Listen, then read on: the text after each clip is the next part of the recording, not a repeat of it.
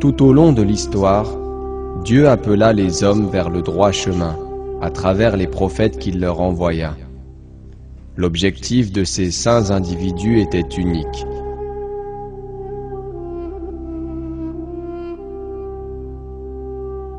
Amener les hommes à croire en Dieu et à le servir lui seul.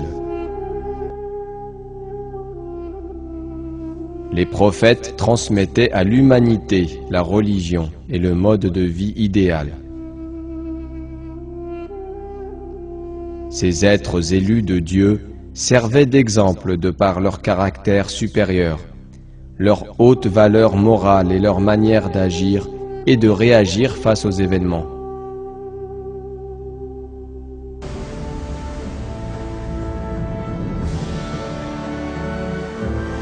Abraham et Lot furent deux de ces prophètes.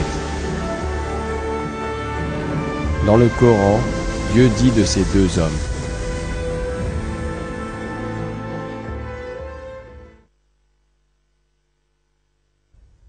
certes, vous avez eu un bel exemple en Abraham et en ceux qui étaient avec lui.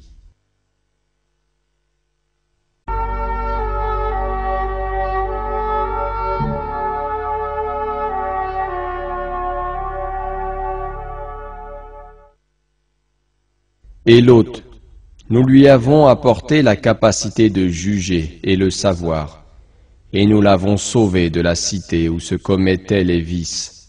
Ces gens étaient vraiment des gens du mal, des pervers, et nous l'avons fait entrer en notre miséricorde.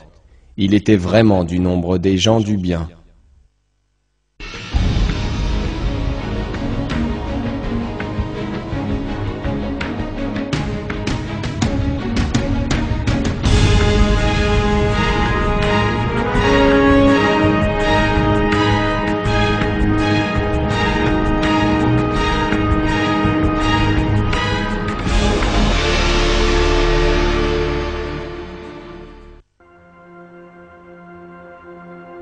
Les sources historiques rapportent que le prophète Abraham vécut en Mésopotamie.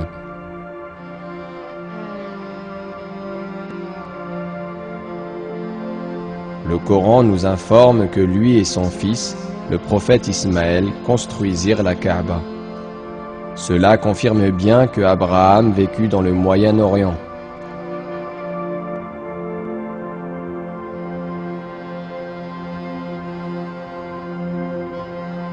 À cette époque, quasiment toutes les tribus du Moyen-Orient pratiquaient des rites païens.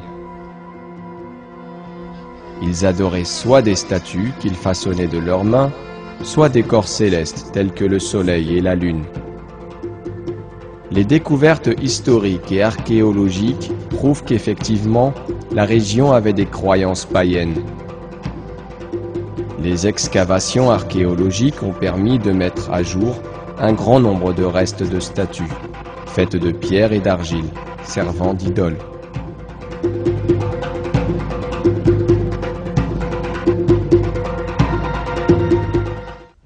Des temples connus en tant que ziggurat furent également découverts.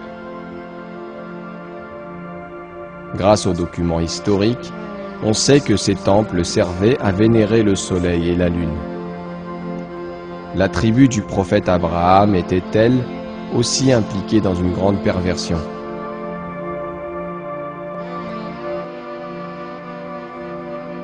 Ils fabriquaient des statues de leurs propres mains et ensuite les vénéraient inconsciemment. Ils s'adressaient à elles dans leurs prières, ils imploraient leur aide, ils espéraient leur assistance, alors qu'évidemment, elles ne pouvaient rien pour eux. Ils allaient même jusqu'à craindre ces morceaux de bois et de pierre. Dieu révéla à Abraham qu'il était le créateur de tout ce que contient l'univers. Il ajouta que tous ceux qui croyaient autrement étaient dans un égarement profond. Il lui apporta les preuves de sa domination sur les cieux et la terre. Ainsi, avons-nous montré à Abraham le royaume des cieux et de la terre, afin qu'il fût de ceux qui croient avec conviction. Le prophète Abraham expliqua l'existence de Dieu à sa tribu, et invita ses membres à croire en lui.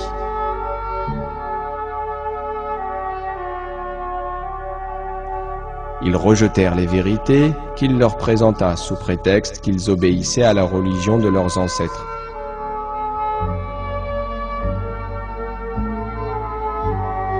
Il était pourtant évident que les superstitions de leurs ancêtres ne leur étaient d'aucun bénéfice.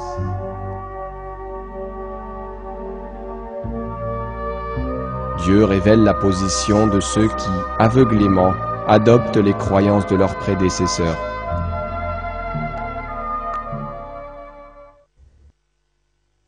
Et quand on leur dit « Suivez ce que Dieu a fait descendre », ils disent « Non, mais nous suivrons les coutumes de nos ancêtres. » Quoi? Et si leurs ancêtres n'avaient rien raisonné? Et s'ils n'avaient pas été dans la bonne direction?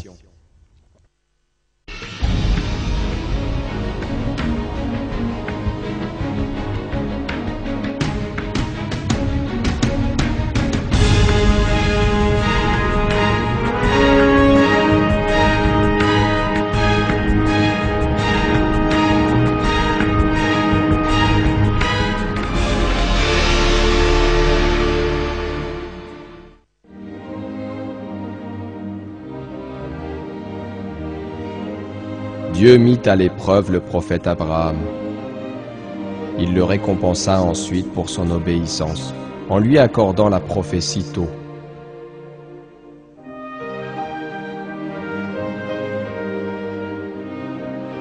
Le Coran le présente ainsi.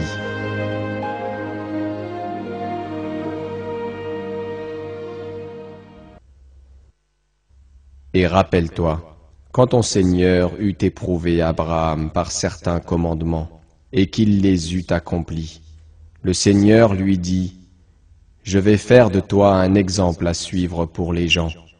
Et parmi ma descendance, demanda-t-il, mon engagement, dit Dieu, ne s'applique pas aux injustes. » Dans le Coran, Dieu révèle qu'il a donné le livre et la sagesse au prophète Abraham et à ses descendants. Envie-t-il aux gens de ce que Dieu leur a donné de par sa grâce? Or, nous avons donné à la famille d'Abraham le livre et la sagesse, et nous leur avons donné un immense royaume. Dieu envoya des textes au prophète Abraham avant sa révélation de la Torah au prophète Moïse. Ces versets nous le prouvent.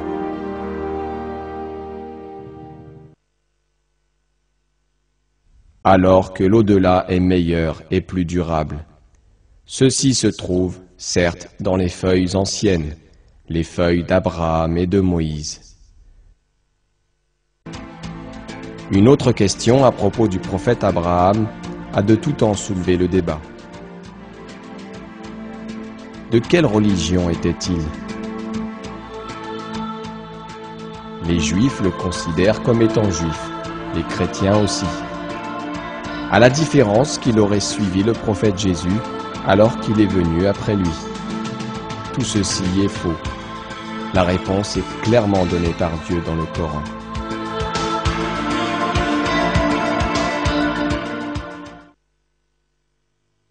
Ô gens du livre, pourquoi disputez-vous au sujet d'Abraham, alors que la Torah et l'Évangile ne sont descendus qu'après lui? Ne raisonnez-vous donc pas? Vous avez bel et bien disputé à propos d'une chose dont vous avez connaissance.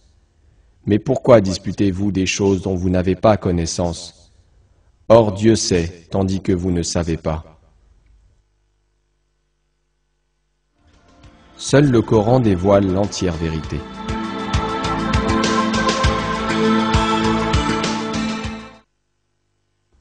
Abraham n'était ni juif, ni chrétien. Il était entièrement soumis à Dieu, et il n'était point du nombre des associateurs. Dans le Coran, le prophète Abraham est qualifié de Hanif. Le terme Hanif s'emploie à l'égard d'une personne dévote, droite, vertueuse, soumise à Dieu et fidèle à sa religion. Sa foi en l'unique Dieu et sa soumission à lui font du prophète Abraham un Hanif. À travers un autre verset, Notre Seigneur ordonne au prophète Muhammad, sallallahu alayhi wa sallam, d'obéir à la religion du prophète Abraham. Puis nous t'avons révélé, suis la religion d'Abraham qui était vouée exclusivement à Dieu et n'était point du nombre des associateurs.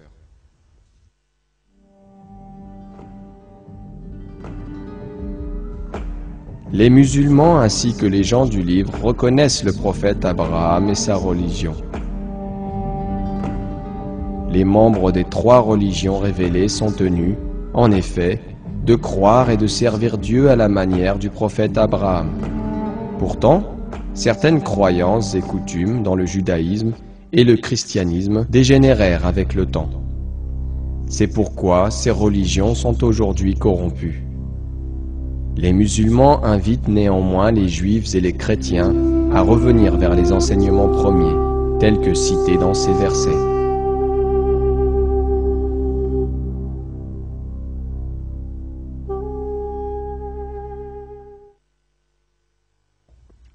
Dis, ô gens du livre, venez à une parole commune entre nous et vous, que nous n'adorions que Dieu, sans rien lui associer, et que nous ne prenions point les uns les autres pour seigneurs en dehors de Dieu.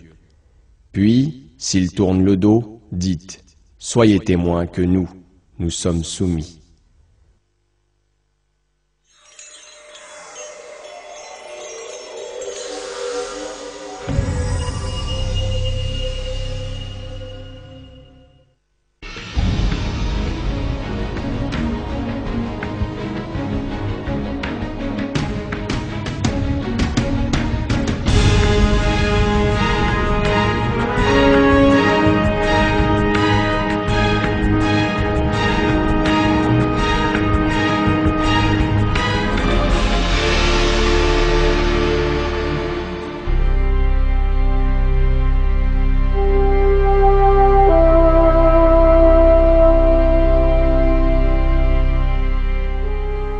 Le prophète Abraham finit par se séparer de sa tribu païenne, mais il continua à leur parler de Dieu et de son unicité. Son propre père faisait partie des négateurs. Le prophète Abraham expliqua patiemment que les statues créées de leurs mains ne pouvaient en aucun cas détenir un pouvoir divin et que Dieu était le seul Dieu. Il usa de douceur pour combattre le traitement hostile qu'il subit de la part des autres. Sa réponse à sa tribu est un exemple de détermination et de courage pour tous les croyants. Le Coran la présente ainsi.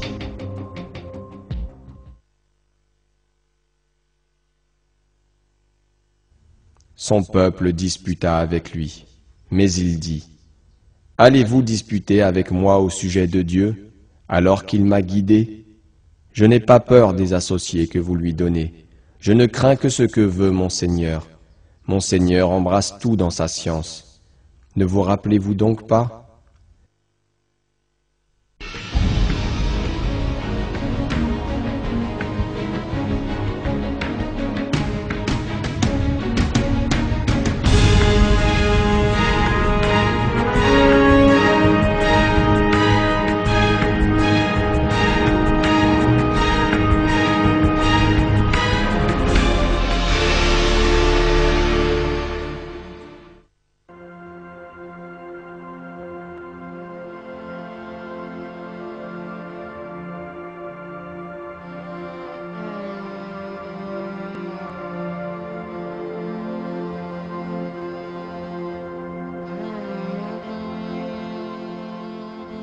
Le prophète Abraham invitait son entourage à croire en Dieu avec des mots sages et agréables.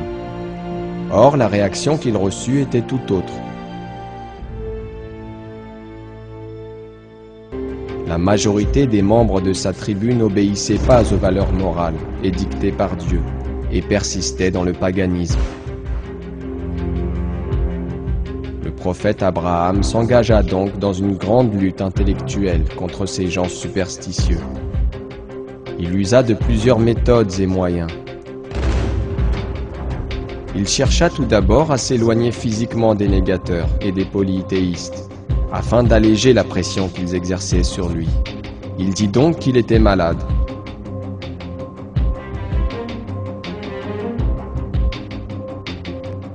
C'est rapporté ainsi dans les versets du Coran.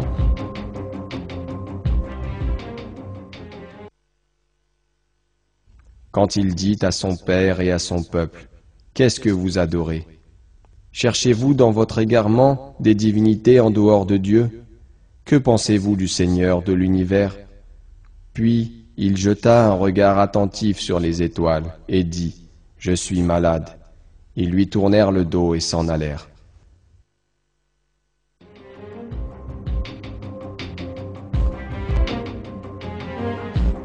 Après s'être détaché des incrédules, il se rendit auprès des idoles et les détruisit toutes à l'exception de la plus grande.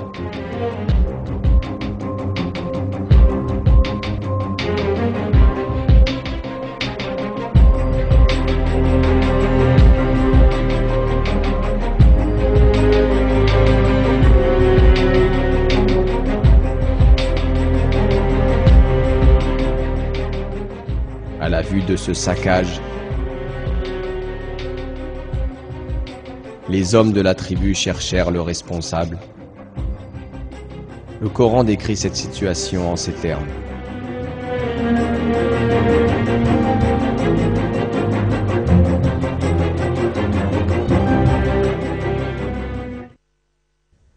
Ils dirent, « Qui a fait cela à nos divinités? Il est certes parmi les injustes. » Certains dirent, « Nous avons entendu un jeune homme médire d'elle. Il s'appelle Abraham. » Ils dirent, « Amenez-le sous les yeux des gens, afin qu'ils puissent témoigner. » Ils dirent, « Est-ce toi qui as fait cela à nos divinités, Abraham ?» Cette question nous amène à comprendre pourquoi le prophète Abraham ne détruisit pas la plus grande statue. La réponse est dans le Coran. Il dit, « C'est la plus grande d'entre elles que voici qu'il l'a fait. Demandez-leur donc si elles peuvent parler. » Grâce à cette réponse, les incrédules commencèrent à comprendre que leurs idoles n'avaient jamais eu le pouvoir de parler. L'objectif d'Abraham était justement de soulever des interrogations et une remise en question des croyances païennes. Le Coran dit. Se ravisant alors, ils se dirent entre eux, « C'est vous qui êtes les vrais injustes. » Cependant, la réflexion ne dura pas longtemps. En dépit de ce que l'acte d'Abraham permit de faire comprendre, les païens continuèrent à rejeter Abraham, et ce, afin de maintenir leur système de croyances adapté à leurs intérêts terrestres éphémères.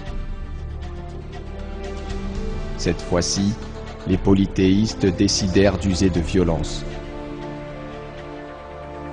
Ils élaborèrent un plan cruel. Ils voulaient se débarrasser d'Abraham en le jetant aux flammes.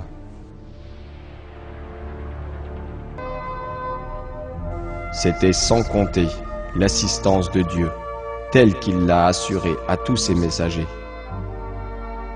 Il ordonna aux flammes d'être source de fraîcheur et de paix pour Abraham. C'est bien là un miracle de Dieu. La cruauté des polythéistes est dans ces versets ainsi que l'échec de leur plan.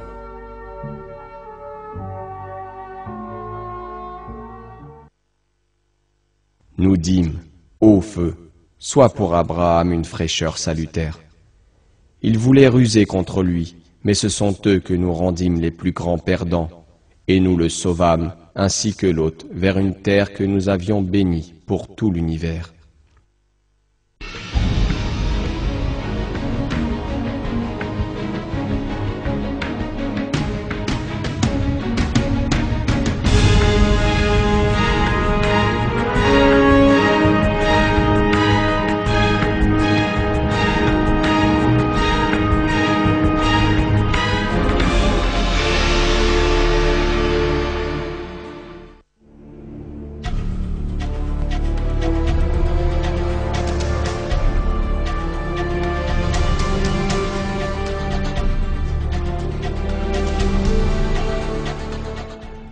par la bénédiction de Dieu, Abraham reçut la visite d'anges.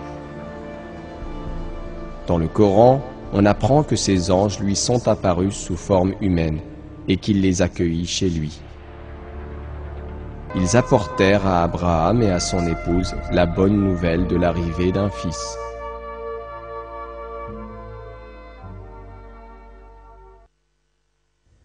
Quand ils entrèrent chez lui et dirent « Salam », il dit « Nous avons peur de vous ». Ils dirent « N'aie pas peur. Nous t'annonçons une bonne nouvelle d'un garçon plein de savoir. » Quand ils apprirent la nouvelle, le prophète Abraham et son épouse avaient atteint un âge assez avancé. En plus, son épouse était stérile. Il répondit en ces termes.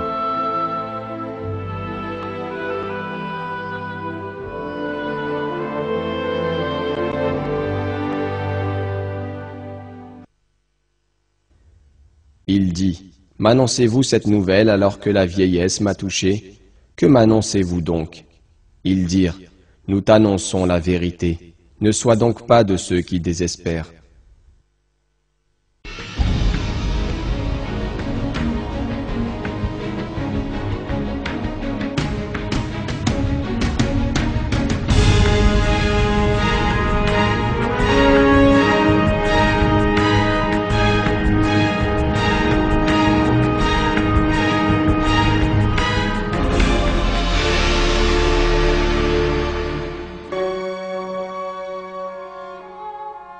Dieu éleva aussi les deux fils d'Abraham, Ismaël et Isaac, au rang de prophètes.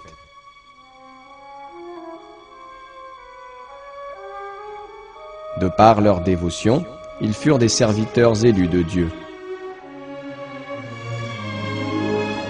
Dieu mit à l'épreuve le prophète Abraham ainsi que son fils Ismaël à travers un sacrifice. Abraham vit en rêve qu'il devait sacrifier Ismaël. Cette situation met bien en lumière la force de l'obéissance et de la soumission de ces deux prophètes envers Dieu. Cet événement est transcrit dans le Coran sous la forme de ces versets.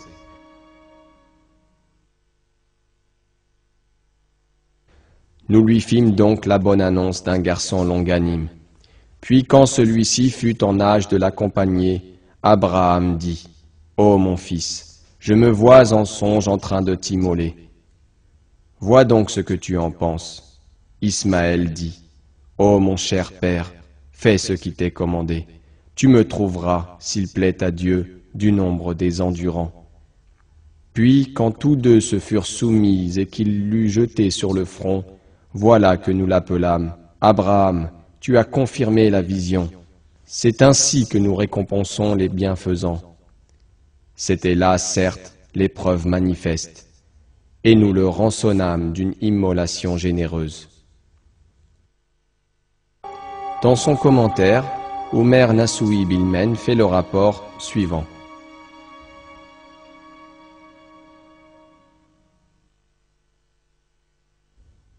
Le prophète Abraham et son fils obéirent et se soumirent au commandement de Dieu. Le prophète Abraham plaça la tête de son fils de côté et accepta de lui trancher la gorge. Il avait compris que son rêve était un commandement divin. C'est pourquoi il s'empressa d'accomplir son devoir. C'est là la preuve d'une grande force et d'une obéissance sans faille à Dieu. Ensuite, Dieu le bénit, lui ordonnant de sacrifier un animal à la place de son fils, lui épargnant une tragédie.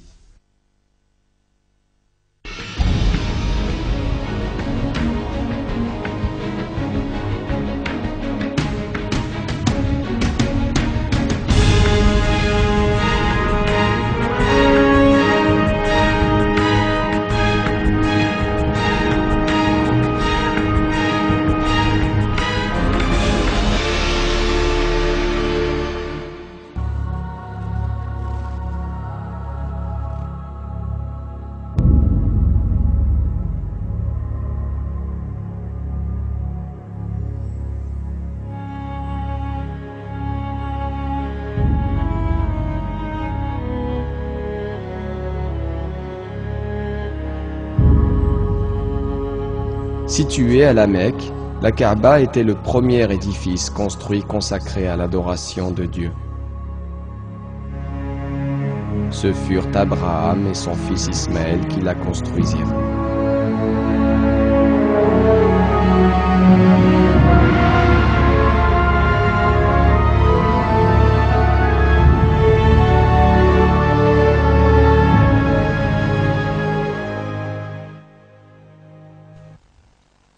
La première maison qui a été édifiée pour les gens, c'est bien celle de Bakka, la Mecque, bénie, et une bonne direction pour l'univers. Là sont des signes évidents, parmi lesquels l'endroit où Abraham s'est tenu debout, et quiconque y entre est en sécurité. Et c'est un devoir envers Dieu pour les gens qui ont les moyens d'aller faire le pèlerinage de la maison. Et quiconque ne croit pas, Dieu se passe largement des mondes.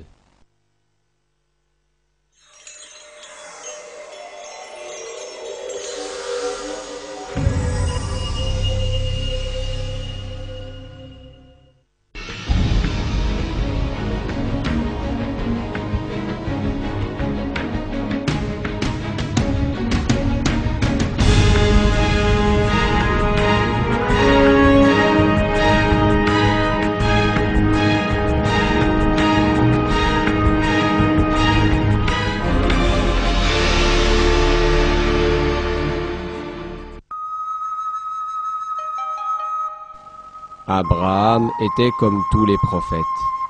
Sa soumission à Dieu, sa sincérité, sa justice, son humilité, son comportement honorable faisaient de lui un être supérieur. De nombreux versets du Coran le louent et le désignent comme modèle pour tous les musulmans.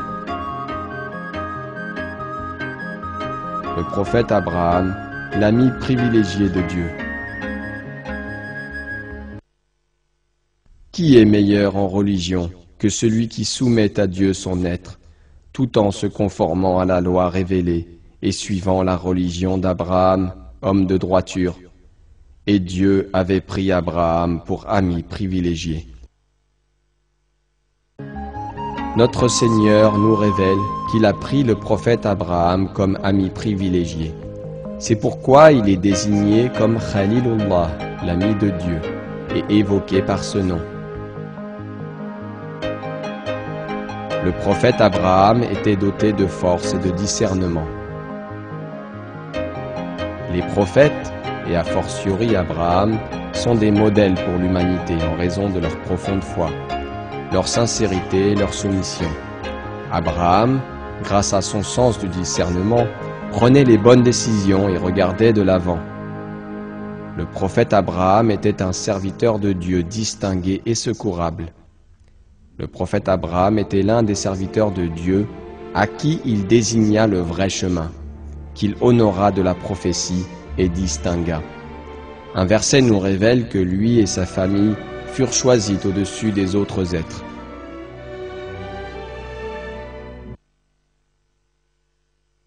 Certes, Dieu a élu Adam, Noé, la famille d'Abraham et la famille d'Imran au-dessus de tout le monde.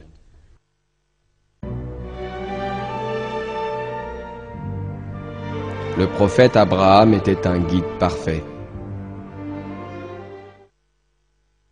Abraham était un guide parfait. Il était soumis à Dieu, voué exclusivement à lui, et il n'était point du nombre des associateurs. Abraham plaçait Dieu au-dessus de tout. Sa dévotion était entière. Il craignait et respectait Dieu. Il cherchait son seul plaisir. Malgré les obstacles et les adversaires rencontrés, il resta déterminé dans sa lutte, grâce à son courage et à sa confiance en Dieu.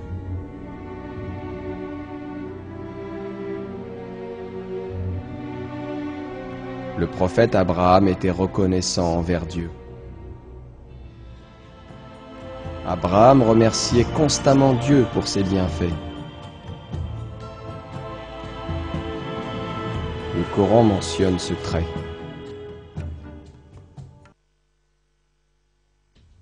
était reconnaissant pour ses bienfaits, et Dieu l'avait élu et guidé vers un droit chemin. Le prophète Abraham était soumis à Dieu. Quand son Seigneur lui avait dit « Soumets-toi », il dit « Je me soumets au Seigneur de l'univers ».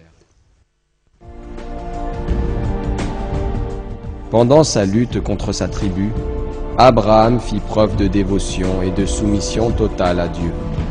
Quelles que fussent les représailles de sa tribu, Abraham poursuivit sa tâche avec enthousiasme. Le prophète Abraham faisait preuve de sollicitude. La compassion, la tendresse, l'affection, l'amour et le pardon chez les croyants sont loués par Dieu. Abraham était de cette nature.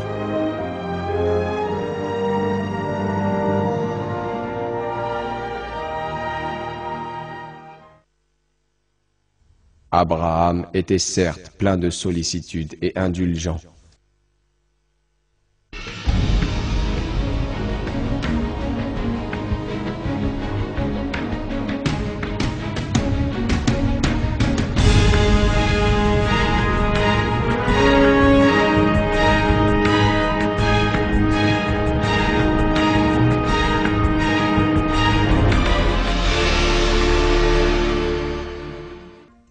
Le prophète Abraham, descendant de Noé, laissa après lui un héritage inestimé pour tous les croyants, la croyance en un Dieu unique. Il prêcha à sa tribu ce à quoi il crut toute sa vie, l'unicité de Dieu. Son prêche perdura avec ses fils Ismaël et Isaac, son petit-fils Jacob et son arrière-petit-fils Joseph, ainsi que les autres prophètes de la même lignée. Le Coran mentionne cet héritage dans les termes suivants.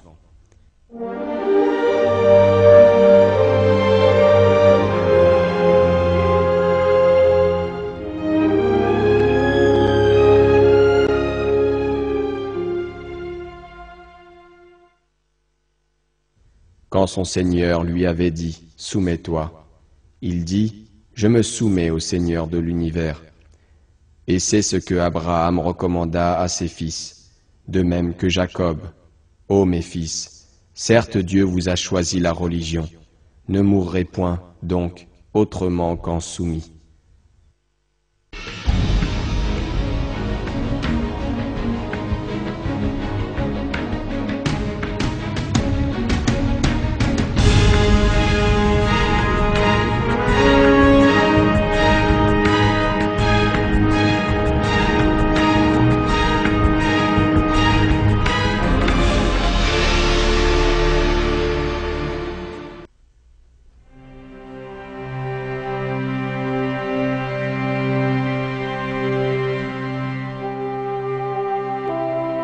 Le prophète Abraham et le prophète Lot vivaient dans la même région.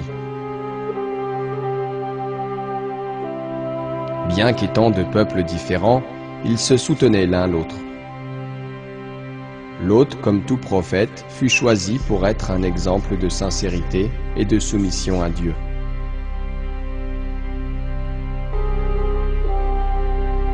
Mais une perversion bannie de Dieu se pratiquait parmi son peuple. L'homosexualité. Le prophète Lot invita bien sûr sa tribu à abandonner l'homosexualité au profit d'une vie dans la crainte et le respect de Dieu. Mais ils répondirent de manière hostile à ces paroles. Ils menacèrent même de l'exiler, lui et ceux qui croyaient avec lui. Il n'abandonna pourtant pas et continua à communiquer le message de Dieu.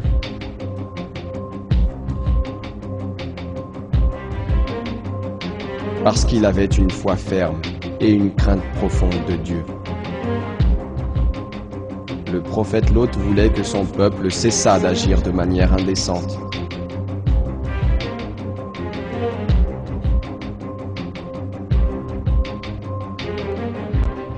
Il leur expliqua que leur mode de vie était immoral.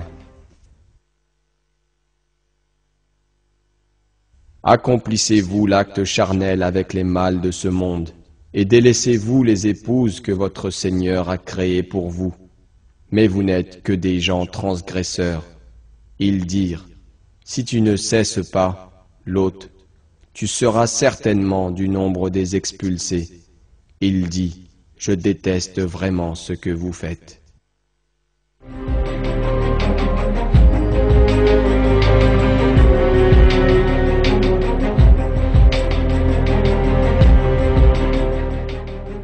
Les négateurs étaient inconscients de ce qui les attendait. C'est pourquoi ils s'obstinèrent dans leur rejet. La réponse de Dieu sera terrible.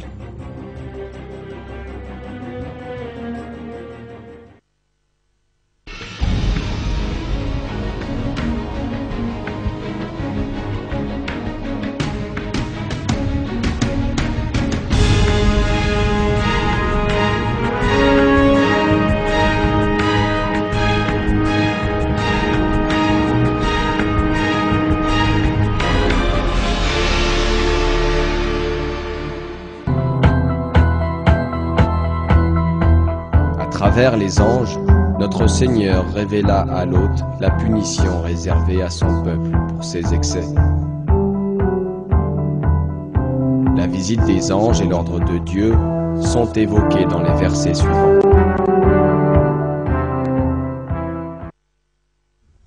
Celui-ci dit, « Vous êtes des gens inconnus. » Ils dirent, « Nous sommes plutôt venus à toi. » En apportant le châtiment à propos duquel ils doutaient. Et nous venons à toi avec la vérité, et nous sommes véridiques. Pars donc avec ta famille, en fin de nuit, et suis leurs arrières, et que nul d'entre vous ne se retourne, et allez là où on vous le commande. Et nous lui annonçâmes cet ordre, que ces gens-là, au matin, seront anéantis jusqu'au dernier.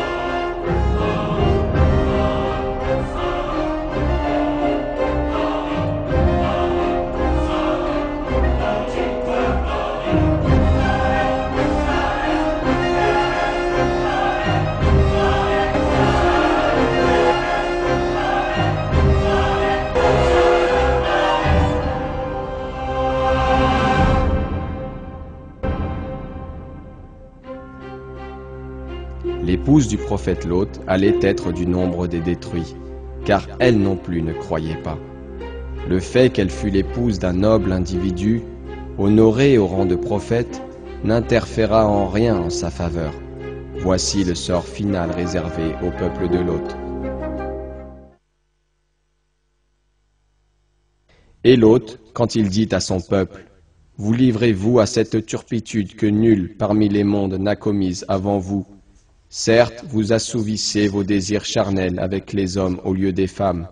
Vous êtes bien un peuple outrancier. » Et pour toute réponse, son peuple ne fit que dire, « Expulsez-les de votre cité, ce sont des gens qui veulent se garder purs. » Or, nous l'avons sauvé, lui et sa famille, sauf sa femme qui fut parmi les exterminés. Et nous avons fait pleuvoir sur eux une pluie. Regarde donc ce que fut la fin des criminels. Voici une autre description de cette rétribution.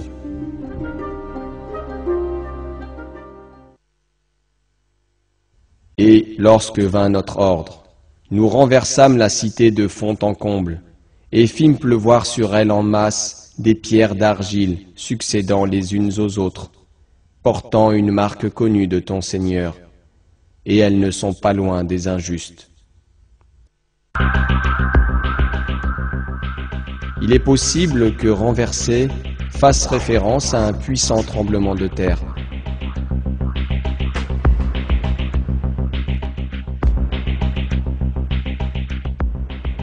puits de pierre d'argile peut indiquer une éruption volcanique.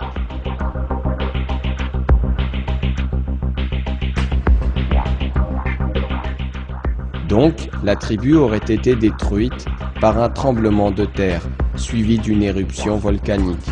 Dieu est le plus savant.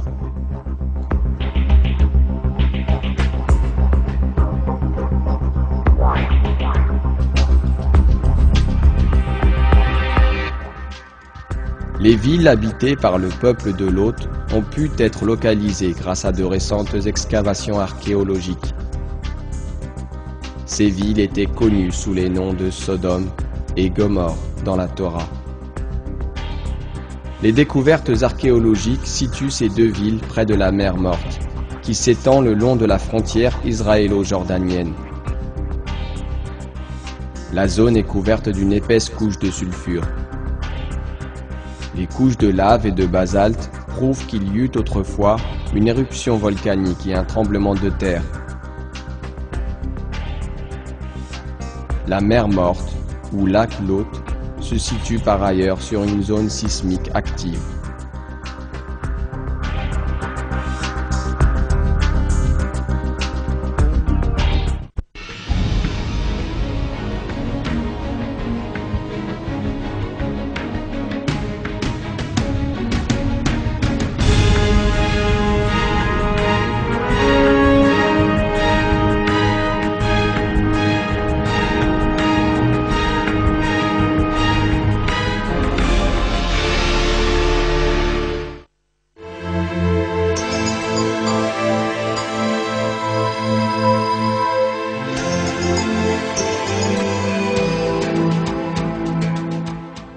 Dieu accorda au prophète Abraham et au prophète Lot une fin honorable.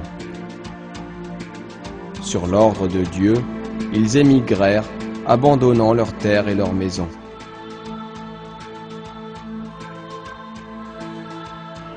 En récompense, notre Seigneur les établit dans un endroit abondant dans la vie de ce monde et leur accorda les bienfaits infinis du paradis dans l'au-delà.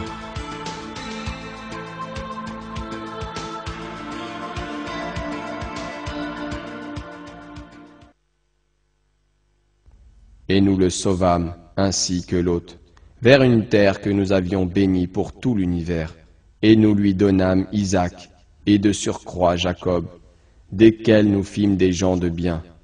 Nous les fîmes des dirigeants qui guidaient par notre ordre, et nous leur révélâmes de faire le bien, d'accomplir la prière et d'acquitter la zakat. Et ils étaient nos adorateurs. Et Lot, nous lui avons apporté la capacité de juger et le savoir, et nous l'avons sauvé de la cité où se commettaient les vices. Ces gens étaient vraiment des gens du mal, des pervers, et nous l'avons fait entrer en notre miséricorde. Il était vraiment du nombre des gens du bien.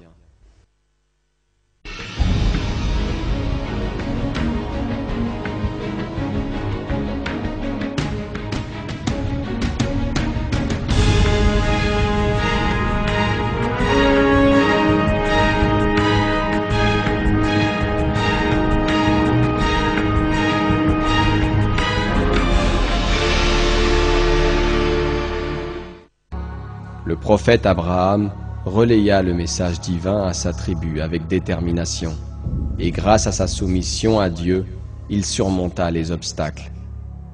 Le prophète Lot lutta contre sa tribu avec patience, les invitant à croire en Dieu et à abandonner leur dépravation. Ces prophètes, élevés par Dieu, ont gagné sa satisfaction par leur foi et leur moralité tout au long de leur vie. Ils entreront dans leur demeure finale au paradis avec les bénédictions de Dieu.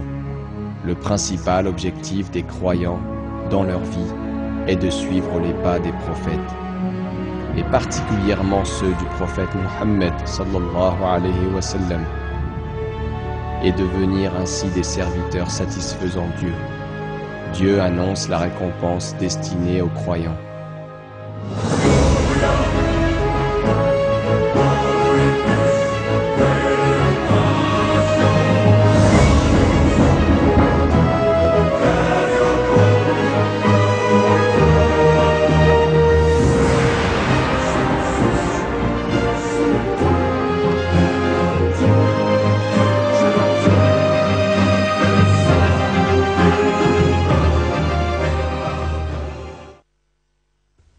Quiconque obéit à Dieu et aux messagers, ceux-là seront avec ceux que Dieu a comblés de ses bienfaits, les prophètes, les véridiques, les martyrs et les vertueux, et quels compagnons que ceux-là.